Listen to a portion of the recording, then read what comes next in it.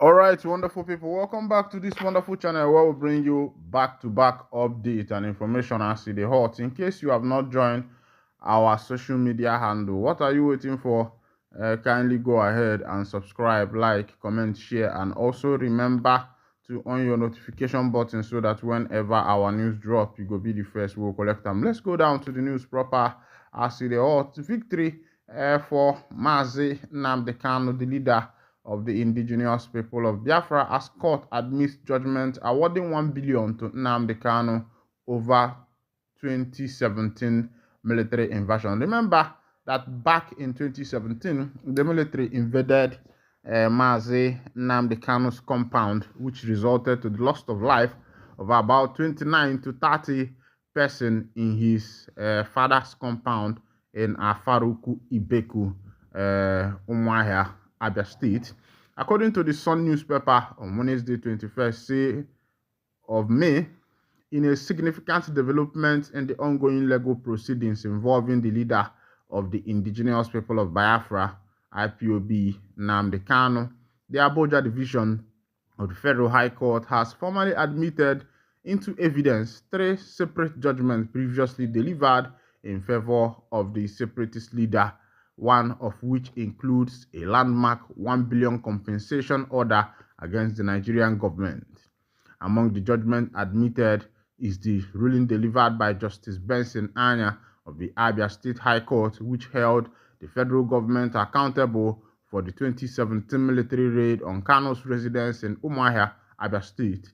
Justice Anya had, in a fundamental rights enforcement suit brought by Kanu, declared the military operation illegal, unconstitutional, and a gross violation of the IPOB's leader's fundamental right. According to the judgment, the invasion carried out by the Nigerian army was not only unauthorized but also amounted to an infringement on Kanu's right to life, dignity of person, personal liberty, and fair hearing, as enshrined in both the 1999 Nigerian Constitution and the African Charter on Human and People's Rights. Consequently, the court ordered the federal government to pay Kanu a sum of 1 billion as compensation for the unlawful attack.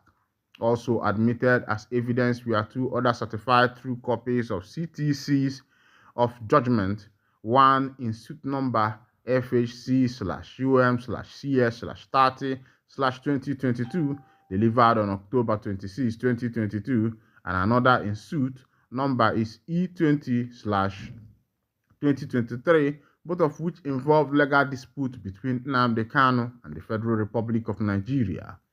Justice James Omotosho, presiding over the current proceedings in Abuja, admitted the three rulings into evidence during the cross-examination of a prosecution witness simply identified as Mr. BBB. The cross-examination was conducted by Senior Advocate of Nigeria, Sam Paul Erokoro, who led the defense team.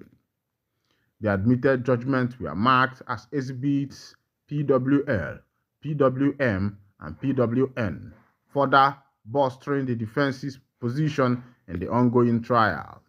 This development adds another layer to the protracted legal battles between the federal government and Nnamdi Kanu, whose detention and trial have continued to spark widespread debate, both within Nigeria and internationally. The court decision to admit this judgment may prove pivotal in determining the trajectory of the case as it progresses. All right, welcome back. This is happening live. Of course, you can see that Mazi Nnamdi Kanu is making progress. Finally, court has admitted part of this judgment, and also another judgment the court should admit is that Mazi Nnamdi Kanu was discharged and acquitted by the appellate court some time ago. Of course, this case was not supposed to be continued because he has been discharged and acquitted by the appellate court, of which after that, the then Attorney General of the Federation, Malami, took it up to the Supreme Court, seeking for the annulment of that particular judgment of the appellate court. And I wonder where such things happens in a case where the appellate court have discharged and acquitted somebody, and you are taking the case to the Supreme Court to annul the particular judgment, of which the Supreme Court heed to that particular prayer and annul that particular judgment, which is not supposed to be so if it were to be in a country that is working perfectly. The judiciary is supposed to be the hope of the common man, but as it is, the judiciary is now the hope of the rich and the hope of those who carry the bag of Ghana Moscow of money. But as it is, it seems like Omotosho is doing something good and is dancing to the tune of law, because the best dance is to dance to the tune of law and heed to what the law is saying. Currently, yesterday, Kepu done the leak for Ivory Coast that there has been a coup in Ivory Coast resulting to taking their president. There has been a military coup in Ivory Coast.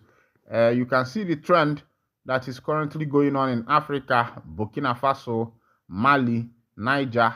Now is Ivory Coast, and currently Senegal have sent back all the French military to their country, deciding to maintain their sovereignty, which is a good one also. But this issue of coup d'etat, I wish other African countries like Nigeria, like Kenya, like Ghana, and all the rest of them, we see what is happening and learn their lessons and know that the people need a better country. Look at what is happening in Nigeria, the high inflation, the skyrocketing in the prices of things, the removal of the fuel subsidy, the current devaluation of the naira. All these things is not just to is not to favor the poor. All these things are all these implementations. They are all there to favor the rich, because the rich are now selling their oil at higher price and extorting the people, selling their things at higher price, extorting the people, devaluating the naira to do more business and get more gain through the dollar. That's all these things is all about. Sometimes people feel that some of this implementation is just to help the poor, but the poor are not helped. The poor are, plunging into hunger, plunging into a lot of things as the day goes by. All right. JAMB registrar denies ethnic bias amid allegation of discrimination. Remember that in previous JAMB results, the people who has been coming high on that is the Igbos.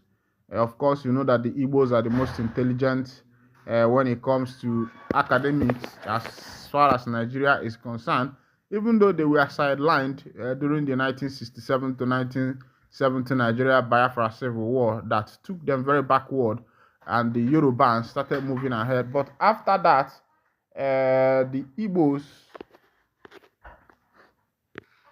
but as it is now, ndị nwe ihe ewerela ihe. But this year's JAMB, the JAMB registrar played his game, which has put Nigeria in a watchdog register where everybody is looking at the JAMB registrar and what happened during this particular year's JAMB, where a lot of people failed, especially people from the southeast, and people are accusing JAMB registrar of ethnic bias, that he wants some tribes to fail and others to win. Remember that people from the northern part of Nigeria, for a long time now, their cutoff mark has been very low, because people coming from that side are not usually into academics, and they are the ones who have the lowest cutoff mark. If somebody from the southeast is being admitted into the university, let's say for example with a score of 200, someone from the northern part can go in with a score of 100, and these people are saying human beings, but that's how it is here, and we cannot do anything. All right, this is where I'll be winding down the curtain, and if this is your first time of joining us, kindly go ahead and subscribe, like, and share. Thank you for listening. God bless you.